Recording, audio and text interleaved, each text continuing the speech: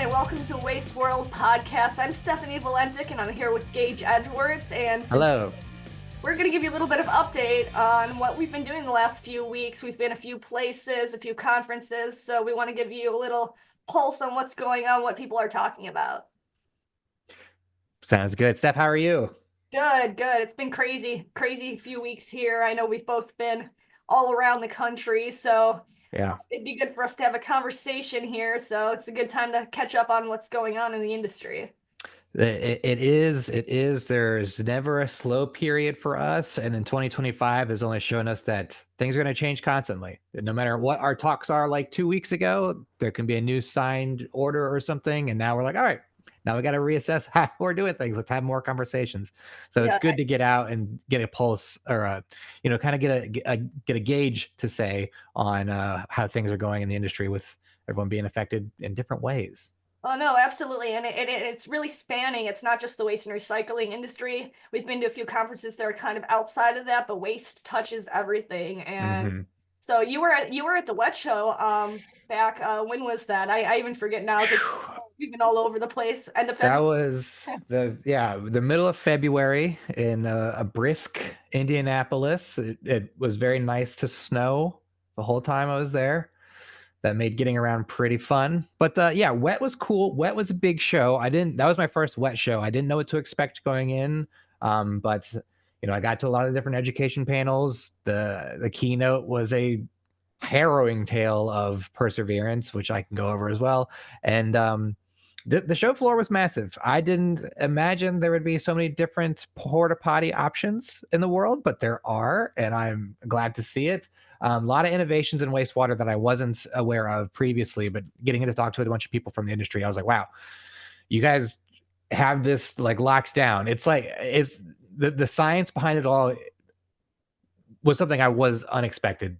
Um, yeah, I had no idea what I was getting into, but I sat on one AI panel. I was like, okay, things are moving and grooving quickly in wastewater. So I was really blown away by that.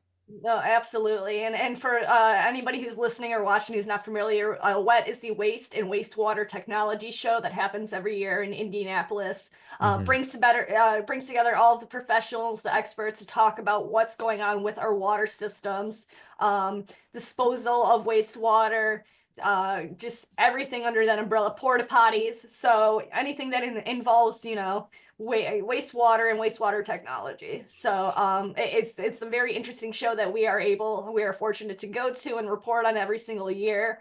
Lots of trenchless technology. There's even the exhibit hall is incredible. You have everybody from the porta potty companies to the Indie Humane Society that always brings their pets every year, and it's a nice little add-in for the exhibit hall. Everyone took I believe everyone on the team took at least one pup break and went and saw the dogs lounging out in the conference hall there. They were very cute, very tired. They were very sleepy. I imagine they had tons of interactions the whole weekend. But yeah, it's definitely cool. I didn't know what to expect, and just learning. I feel like I learned a lot in a really short period of time. A really condensed schedule that just kind of packed all that information into one place.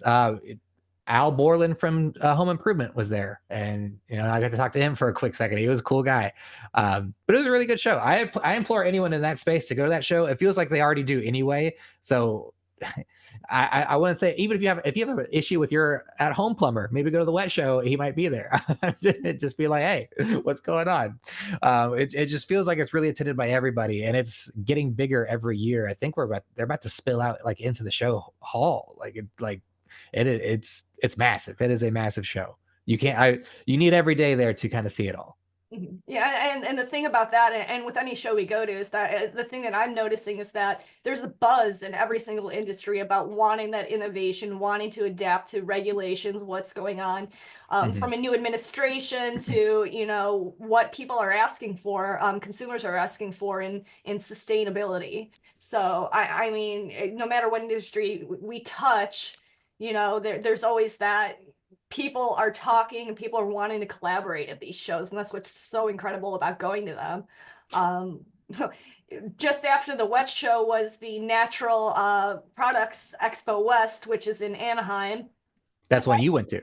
Yes, that is the one that I went to. It was, on the flip side, it was very sunny there. Oh, It did rain a couple days, but it was California weather and it was beautiful. And the thing about the Natural Products Expo West show, you're bringing together buyers and retailers together to discover new natural or organic products, but also there is a very heavy sustainability and waste reduction focus. mm-hmm. And that was something that I found very interesting is that people, much like our Waste Expo's food recovery forum, you have that contingent of people that are really, environmentally focused, very focused on natural and waste diversion efforts in terms of food waste and insecurity. Yeah. Anytime I see a video of that at conference, and you have to confirm or deny this, it looks like a Costco sampling hall where everyone's like, "All right, try our products, check out our products." So is that what? Did you take a break and just kind of walk around and just kind of sample all the natural products going on there? Yeah, Gage, let me tell you, I've never been to a show that is so big. Hmm. And it was exactly like a giant, sampling session.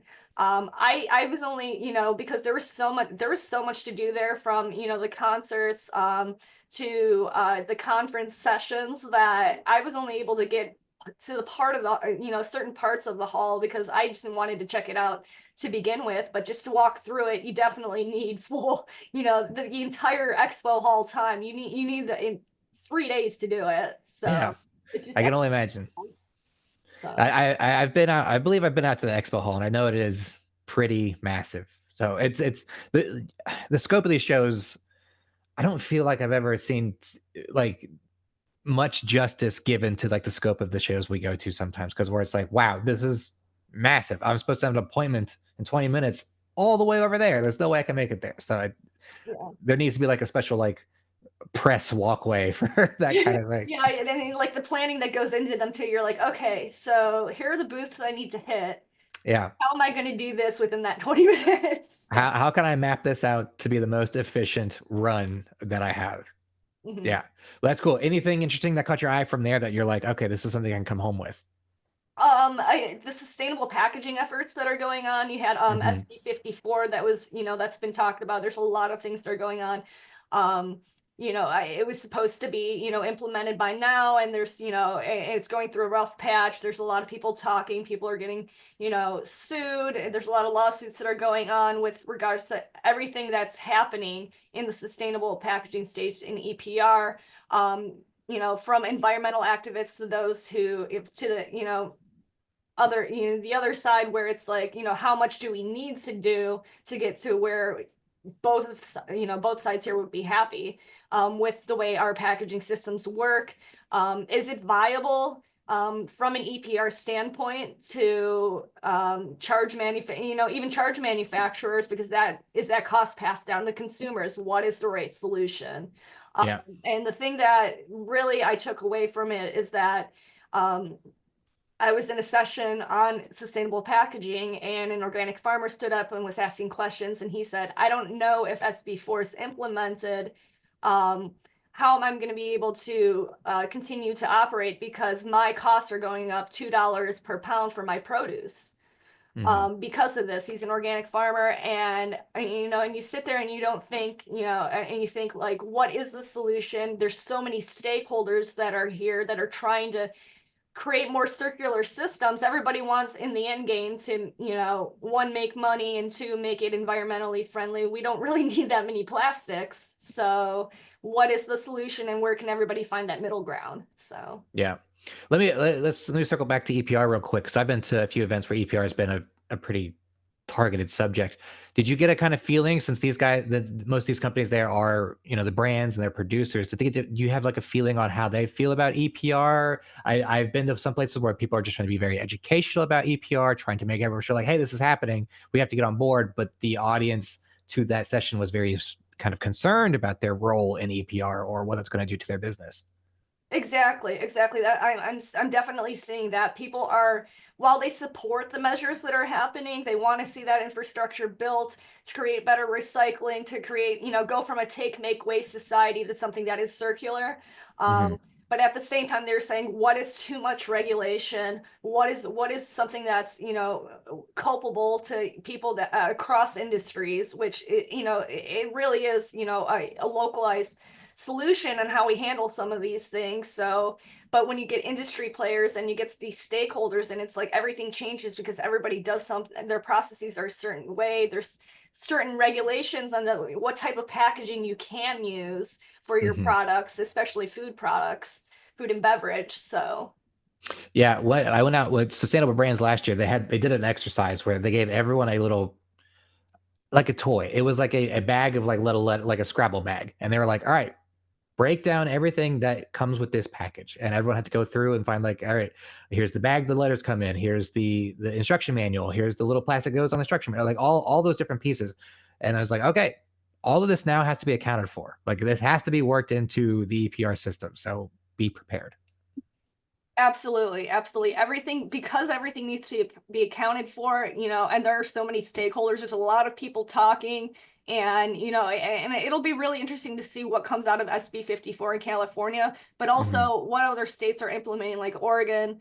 There's a few other states, Maine, that that are either talking about, have passed policies, or talking about passing EPR regulations that are going to change the way that we collect and transfer waste. It's going to be a big deal. It's coming fast. We're here. It's here. So I don't. We have to get on board, and we have to keep talking about it. So, anything else, Expo West, you wanted to cover? You know what? I like I said, like just the food waste also. Food waste is also, there's a lot of upcycling. We're seeing a lot of food and beverage manufacturers that are coming out with upcycled products, and that was absolutely incredible to see. Normally, if you go to a produce store, all of the green peppers look exactly the same. They all have Yep. those specific measurements. They all, certain the way they're supposed to look and things like that. And now you have these companies that are coming out that are, not only using, ugly produce, they're also taking, you know, the uh the pulp from almond milk after it's produced and churning it into another product. Hmm. Things like that that still have nutrients. They're pulling the nutritional value out of this quote unquote food waste materials that would otherwise go to landfill or composting, and they're actually turning it into something that is regenerative, that is sustainable, and that really kind of brings that food system into something that's more circular. Yeah. Speaking of food waste, we're going to have a podcast on food waste coming out soon. So everybody listening at home, be prepared for that. That's going to be a good one. Yes, yes. All right. So that kind of covers WET. That covers Expo West. For me, I'm in between all this stuff too. I went to the EREF summits on landfill emissions, which was a very technical conference, and maybe one I wasn't totally prepared for, because a lot of the verbiage and a lot of the math and science that goes into it, I was like, this is some heady stuff. But it was a very educational couple of days down in North Carolina. A lot of great people over at EREF. Had a great time talking to Brian Staley, which our little interview is up on waste360.com. Cheap plug.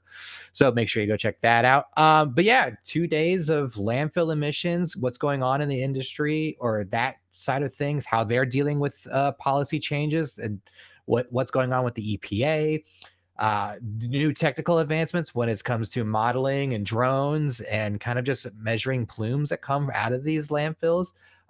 There's a lot going on there. And it just, like, going to WET, hearing about Expo West, going to EREF, there is Summit. And I'm like, there's just so many channels and waste that our jobs seem impossible. we just have to cover so much, so constantly. It's like, okay, now it's a new conversation. So it's just back to back to back. It feels like. Oh, absolutely. But that's why we always love, we love our partners and, supporters like EREF. Hmm. It really like allows us to kind of touch base with everybody that we need to get a pulse on what's going on, but also be able to give that thought leadership piece from experts, because we are not experts. However, it's our job to keep a finger on what's going on in the industry and keep it Hmm. driving forward. So it's great to have these partnerships, these relationships with these different types of organizations, so that we're able to go to these conferences, um, and not only attend them and learn a little bit more about them, but kind of figure out, and have them translate what's going on, but also provide content for us. We're always, you know, cheap plug here. We're always open to receiving content here at Waste 360. You can send me, Stephanie, an email at stephanie@waste360.com. We're always looking for thought leadership pieces, non-advertorial commentary about what's going on, whether it's landfill emissions, sustainable packaging, RNG, EPR, you name it. So it's just cover it great all. that this industry is so large, but we have so many people that support it, that want to get that knowledge out there to others so that we can innovate and move forward. Yeah. Like I said, we may not be the experts, but we can create a hub where experts can sound off and communicate what's going on in their different sectors of the industry, like EREF bringing us all these landfill studies and new technology and the ever-changing landscape that is landfills and their emissions.